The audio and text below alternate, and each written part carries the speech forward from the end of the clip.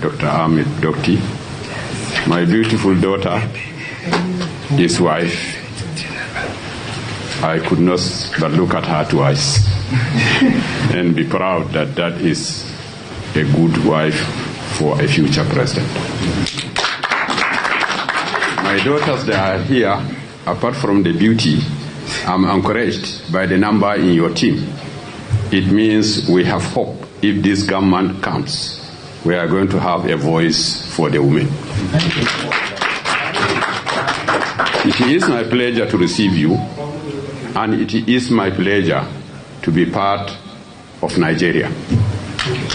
The presidential candidate has scratched the back a little, but as a father, I will put the line straight. The first issue before us as Nigerians is to turn leadership into science. The meaning of science is the search for truth, and the search for truth to be aimed at creating the best for humanity and in fact for all the animals. So in leadership, we as emirs in our training, the leader is an average sensible man holding the torch, looking at the best route, looking for the best route, and making sure he follows the best route correctly and encourages all the nation to follow the route that is good and correct. So the first thing in leadership is the clarity of purpose, honesty of purpose. Whoever seeks to be a leader should aim at his heart to be the best Nigerian, to serve Nigeria in the best of his ability, as we say always when we swear. And the best of ability comes when you become a scientist. A scientist is a person who sits down, investigates, finds out the best, and tries to implement the best to serve the best purpose of the country. I hope Mr. Peter Obi will make effort to become that. The second point is, each person hoping to succeed, the first job is his mother, is to make sure he is healthy, he grows, he becomes a successful person. And the first job of a mother is to identify sickness before the child dies. And the sickness of Nigeria today is the leadership. Mental failure, and mental failure in my definition, means a situation where a person is busy doing what is useless and he failed to address what is most useful. What does that mean? We sit down, big ceremonies, big persons, big objectives, big stories, the basic small issues before the nation are not even observed by the leader, not to talk of addressing it. So the first issue in Nigeria is total ignorance. Our most educated, unfortunately, can even be analyzed to be the most ignorant because they are ignorant of the reality of the situation of the country. We go on dreaming of solving problems when we failed to look at what the problems are in the first place. And no doctor can cure a disease if he cannot remember what the disease is. So fundamentally, all those in Hausa, we call them Shiga Shorobashan. That means he has no cows and he wants to be a herder. That is to say, he has no knowledge of leadership. And those of us that are born into it, learn it, and we know what to do, we are called traditional. You are lying to yourselves. We are the sensible people who know the past and who are going to guide you into the future. So I will list one by one. The first problem of this country is that we have no skill of any type. There is no field that we have excelled in the skill. Starting from basic, if you want to make a needle today, nobody here will tell me where do I start. As a Nigeria of 200 million people, we don't have one engine we can call our own. One engine drives pumps, one engine drives generators, one engine drives our windmills. Whatever we need today comes from engine or the electric motor. I want Mr. Peter Obi to commit to us that he will wake up and say, what is the correct engine for Nigeria? What is the correct motor for Nigeria? And take the steps to reach that stage. The second element is the definition of comfort and honor. Once a leader thinks his comfort comes from income, from money, from material, then he has failed before starting. Finish. The comfort of a leader is from meeting the aspiration of his people. And I give you a test. Go out of Jalingo and ask anybody, is there anything Emir has taken from you? You will get the answer. Is there anything Emir has given you? You will get the answer. What I have taken from my people is zero.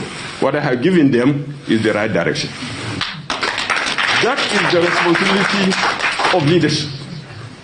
The third is the word we call corruption. What is corruption?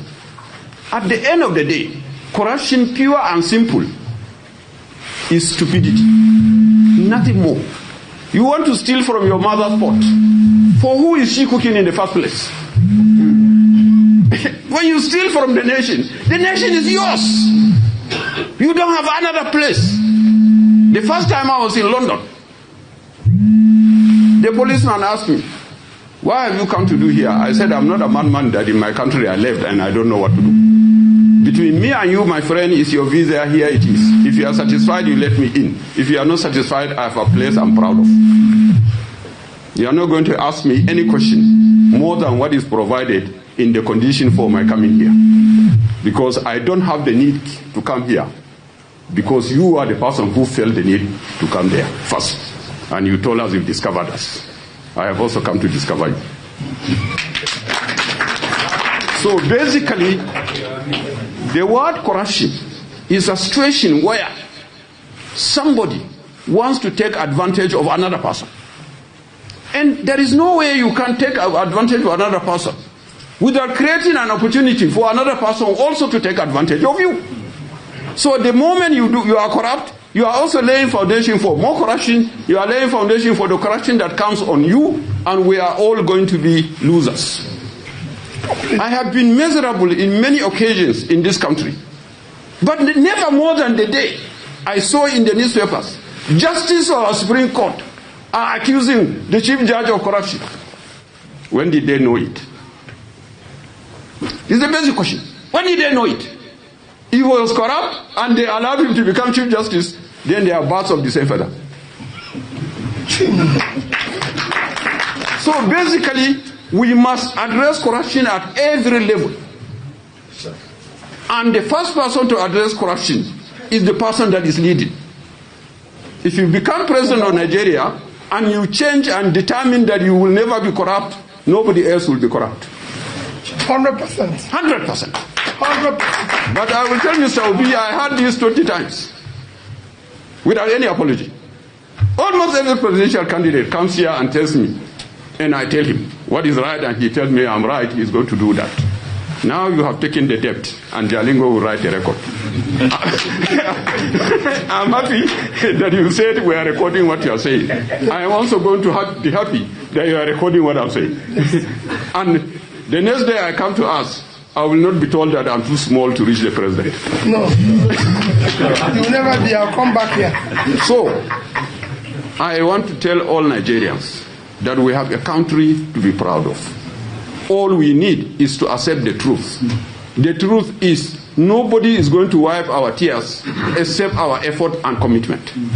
We must all be committed to do the best. We must be committed to keep Nigeria one. We must be committed to ensure the progress of Nigeria. And Nigeria can only progress through our skills, effort, and earnest achievement. We should stop compensating people for contributing to the destruction of the country. Completely. Completely. Until and unless we do that, we are all going to be doomed. And I pray we never will be. Now finally, my son, brother, and guest, I have sympathy for you. This is a man that there is no doubt he is of the age to be a president. He is of the maturity to be a president. The rest, of course, will be determined by God and others, not the Emir of Muri only. But all the facts before me clearly seems good and in his favor.